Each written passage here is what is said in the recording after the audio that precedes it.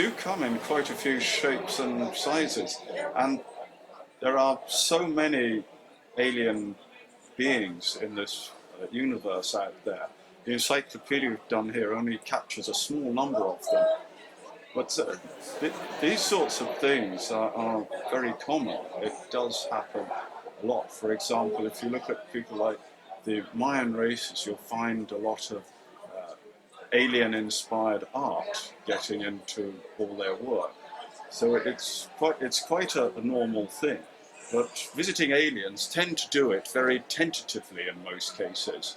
They don't like landing somewhere like the middle of Trafalgar Square and then waving a few flags and saying, take us to your political leader of the day. They much prefer dropping down in remote locations, and very often the people they're visiting have some higher connection with them at a soul level. It would be part of their friends and family that they're actually visiting. So in respect to children like that, whilst it would be a bit much to say all of those children had some predetermined plan to meet up with them, it's very likely that at a soul level, many of those children would have been looking forward to that life-changing experience and wanted to have that connection, because it will certainly flip them round. So, what more thoughts and questions? I was just wondering, there was an incident in Iberia in 1917 when a lady appeared to 3 school children in 1917. Yeah. And she more or less declared herself to be the Virgin Mary, or on that type of parallel. And she appeared altogether about 3 or 4 times. And on the last occasion, she was witnessed by up to about a crowd of 50,000. Taken that she appears to come out of the past, on some sort of time level, how does this equate with what you were saying about someone coming from space? Would you have a comment on that? So your question is, would I comment about how there's an advance happening at the moment? Am I getting your question right? Because I have to repeat this back to the camera. Well, what I'm saying is that this mysterious visitor, she declared herself as a lady from heaven. Yes. Nothing more, nothing less. But it would appear that the children that she appeared to, there were only about 8 or 9, 3 of them. Yeah. They perceived her as a saint, yes. who came from heaven. And so she's coming out of a religious mythology that belongs to the past. She clearly wasn't coming from outer space. It was debatable whether she was coming from outer space, but you see my point, that it appears to be something doing the travel of time, not of space, is what you're indicating. Well, I just make sure I get that question right then. What we're saying is there are many beings coming, visiting from the heavens. That's quite normal. This is a regular place to visit. Mostly when you bump into them, they're quite a modest bunch. And they don't necessarily regard themselves as very saintly. But most of the beings who visit here come from worlds where the dimensions are a bit higher, and that of itself tends to make their auras tend to glow a bit brighter. So especially children who would be more clairvoyantly aware, they would tend to pick up the auric glow of any visiting being. It's certainly the case that religions and groups can then hijack this sort of event and turn it into something that it originally wasn't. Yeah, well, I should say that the elder of the 3 girls, I think Lucia Santos was her name, she did eventually go into a convent and she never emerged out of it. And she never really revealed what this being had told her. Yes. But I mean, it's probably one of the most authentic examples of something visiting the Earth from another dimension. I mean, it's historically witnessed by 50,000. And it also, when you'd get an experience like that, it would so affect your being that if you had a conversation with someone, they would then think perhaps the men in white coats and a straitjacket would be the way forward. So we're now transcending into an era where technically it's possible for any interested person to get their astral projection skills up to speed and their clairvoyant skills working, and start to see these beings and interact with them, and then have conversations with other people about it. We've come into a wonderful transition where this all gets achievable, which is very different from the period you were referring to, when that original contact happened. When you were talking earlier about your experience of feeling like an alien or some being had entered your body, Yeah. and you were talking about actually doing the same, Yes. the only discomfort I have around that is that by invitation? Is that part of? By invitation. I think the spirit, there's Yes. an importance that is invited. Yes. There are really two forms of invitation that seem to operate. One is where people have no conscious memory of it, and where there's no conscious memory of wanting to interact with alien beings. If it happens, this can be very unpleasant and very distressing, because it would feel like you're under attack. And having done the research for the book and put it together, I then had the opportunity to meet with people who've done physical alien encounters, and they indeed found these things could be a bit disturbing or disjointing. So if it's happened in an unconscious way, that some kind of arrangement has been preset, then you probably wouldn't like it a lot of the time. You might wish for it to end, sort of subject, and want to know more. There are plenty of beings out there who are certainly happy to actually say hello to you.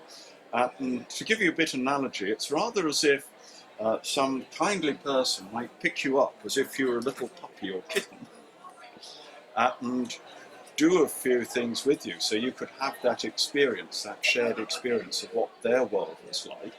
And then very nicely they put you back down again and try not to disturb you too much.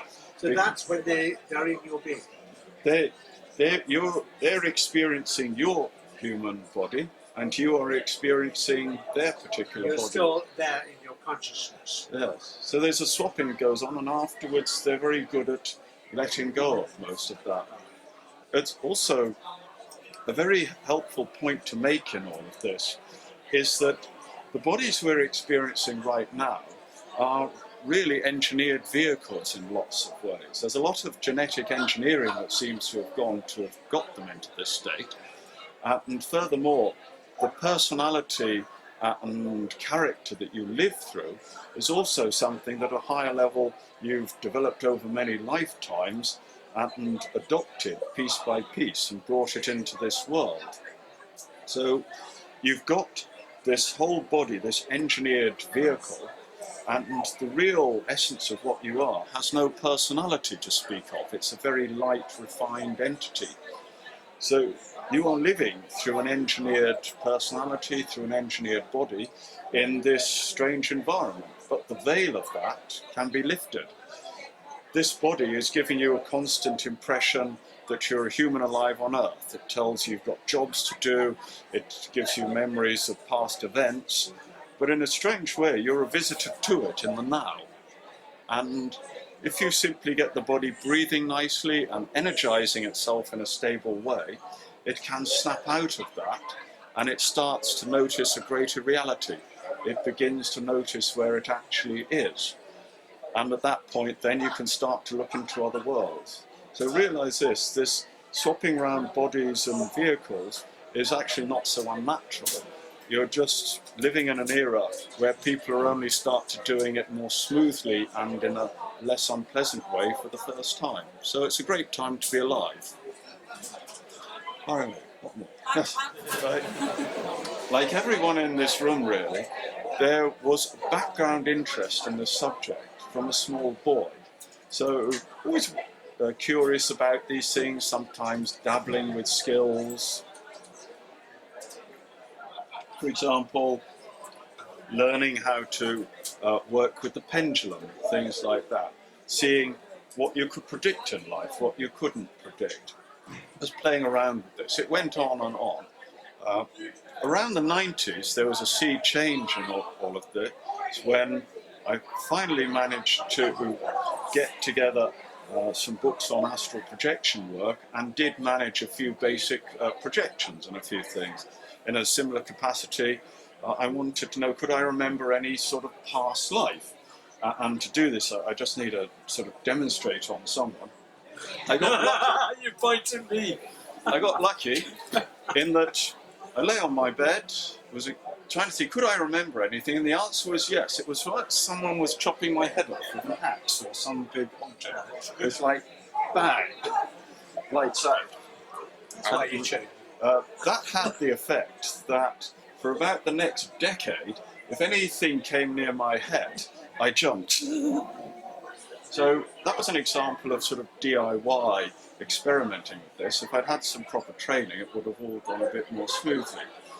But anyway, it got some of these skills, it got some basic astral projection going, and learnt what it was like to fall out of my body, sometimes not bring it all back, and hence have the experience of being extremely cold afterwards and unable to reheat until I'd recovered the rest of my spirit form.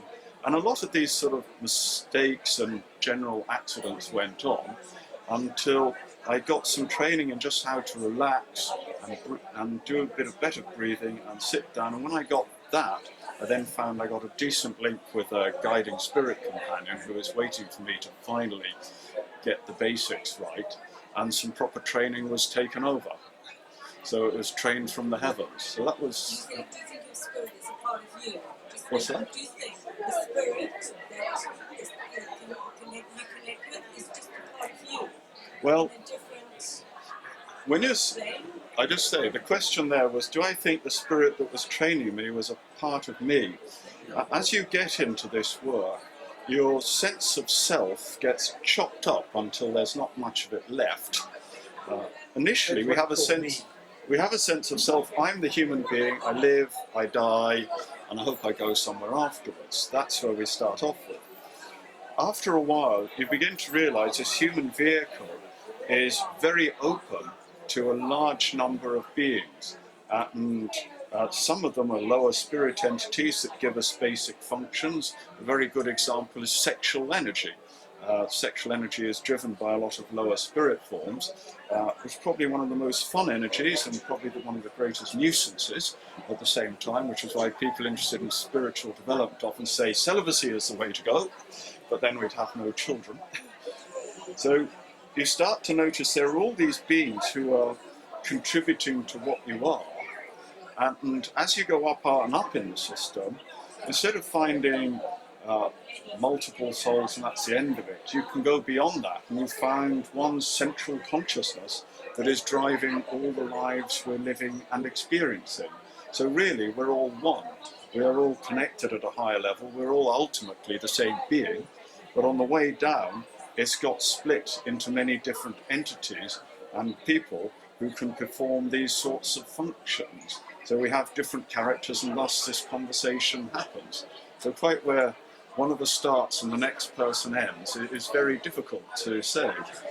And as to who is I and who is the next I, it's a little bit artificial, but it's something we will experience down at this level. Is that answering your question? Was that an aspect of me? Kind of. It's just you come across as such an academic. So what? You come across so academic that it's kind of strange that you're in this whole world, of spirit. It's Yeah. like you just happen to fall into it. It just seems No, you seem to have been dabbling with it for a long time, and that's why I just feel like, there's a part of you somewhere else that is trying to help us get to where you are. It's been accessed through this body. This body came from a background of mechanical things and engineering, of just practical fixing stuff and making things work, dealing with wires and pipes and engines. What was done then was his body was trained to see this otherwise very esoteric spirit world in far more robust engineering terms, and also develop techniques by which people could start to experience more clairvoyance and higher awareness just by following quite straightforward procedures. For example, we have the pleasure here this evening of a nice gentleman over there, give everyone a little wave, who had the pleasure of working with me today. He has the advantage in life that he's surely had many other lifetimes of doing this kind of work, and I was merely doing a sort of refresher work in this lifetime, just to bring him back up to speed with what was already known and adding on a few bits, some improvements in the techniques.